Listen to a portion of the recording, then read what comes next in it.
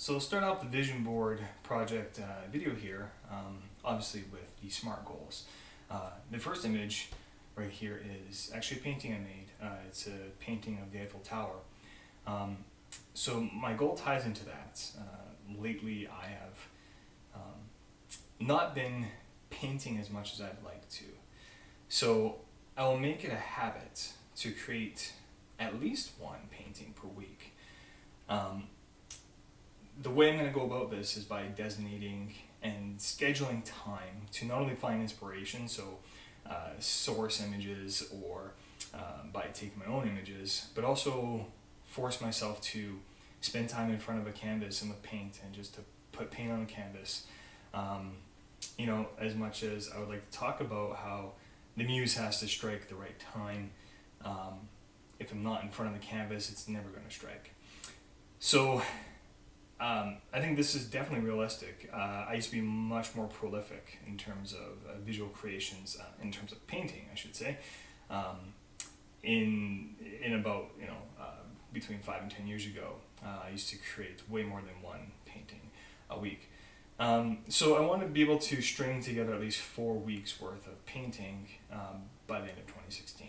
My second SMART goal, as it relates to the bottom corner there, is it's simply just getting my garage gym established. And what I mean by that is to have between 3 and 5 clients under my training and guidance. On average, I want to say, like, if I can kind of be in that range, that's pretty established and pretty fundamental.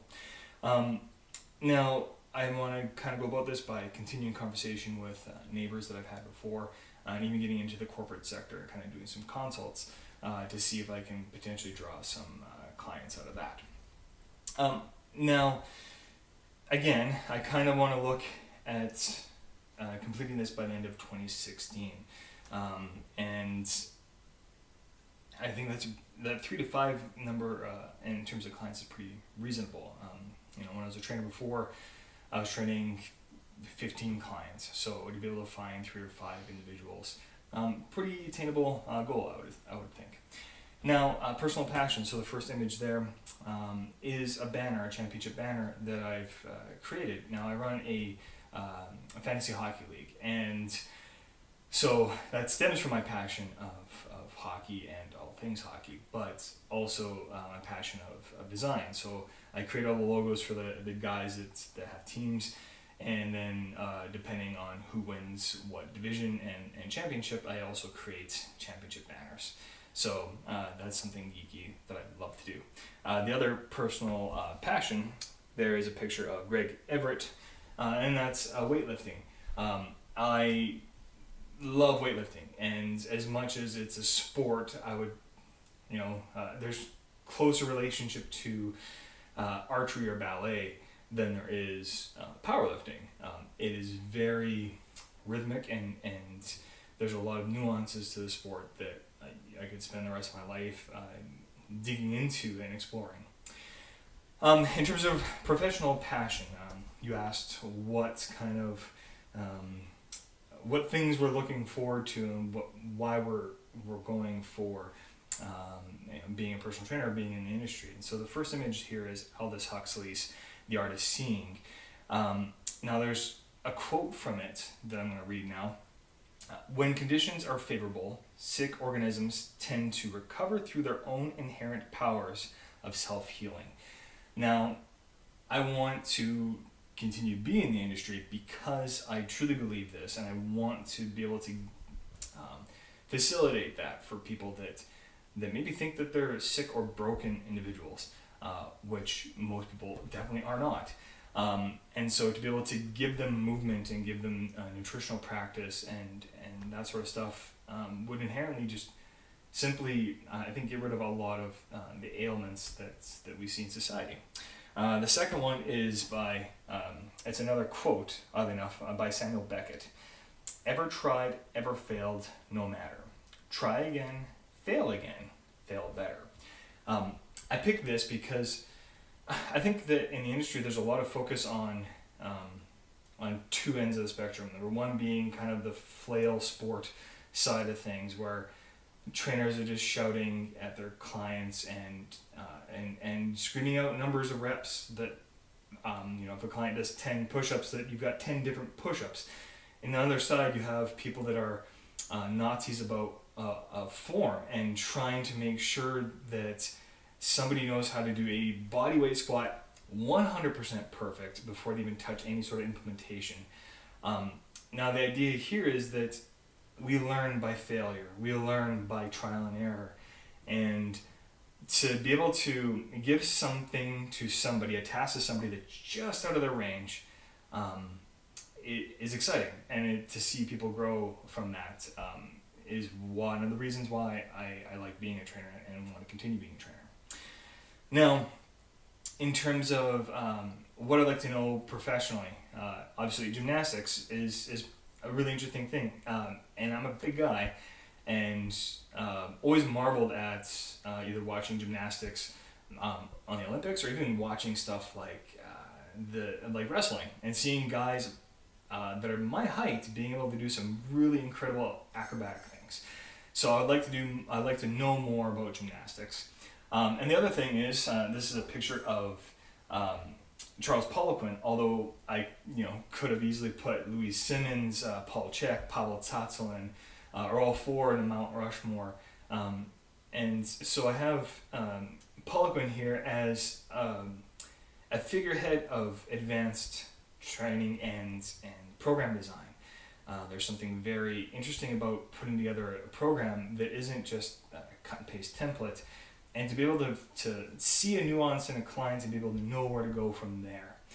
And that's what I would define as advanced training and programming. So the next section here is values. So I didn't want to sit here and sound like a Full House or like a Family Ties end scene about values. So I picked things that kind of are underlining operating systems in my life. So the first one is a Japanese ink figure for beginner's mind, and I believe in Japanese it's Shoshin. So beginner's mind basically meaning to approach things like you've never approached them before. So to even though it might be your 100th time having a steak, to approach it maybe without those previous conceptions in your mind of how that steak's going to taste and feel and that sort of stuff. And so I think that's very interesting because it kind of ties into another idea that I like to kind of embody, and that's always kind of being a white belt. There are many things that I am not remotely good at and that people can completely destroy me at. So beginner's mind, always being a white belt is a very important value of mine. The other one being, here is a little saying, this too shall pass.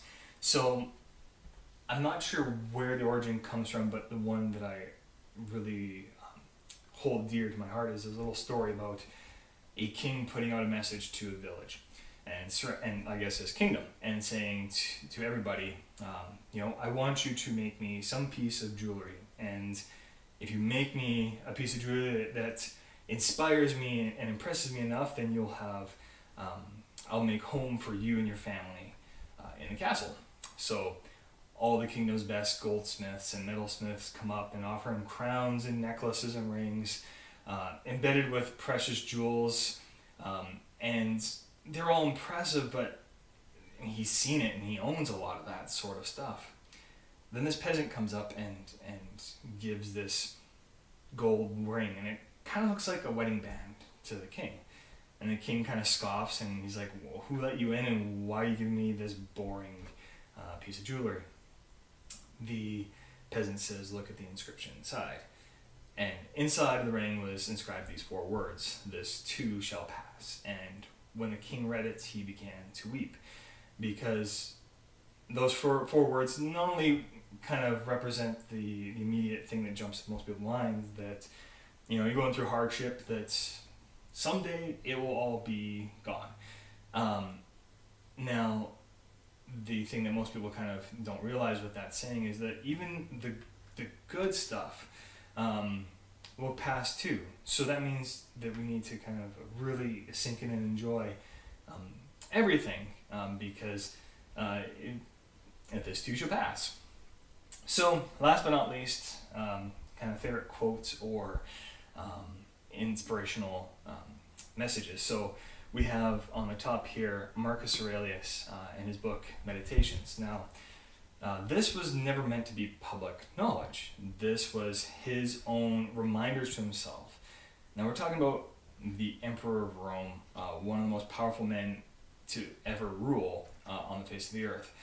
And he had to tell himself some real basic things like, hey, you're gonna see some people today that are gonna be nasty and may want to cause harm, but you just have to shrug it off and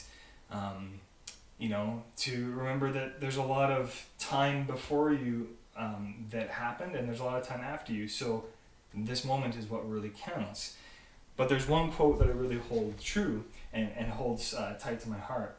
And it goes like this: our actions may be impeded, but there can be no impeding our intentions or dispositions, because we can accommodate and adapt.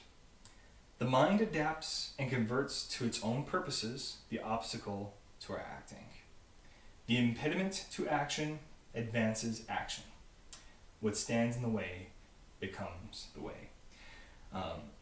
And it's one of those sort of little jewels. And this book is, every page. You can dog ear every page. One of those jewels that I really hold near and dear to my heart, because even the most relentless and trying times can be turned into to a pleasant moment or something to make you better or stronger. And last but not least, that's a picture of a guy named Jocko Willink.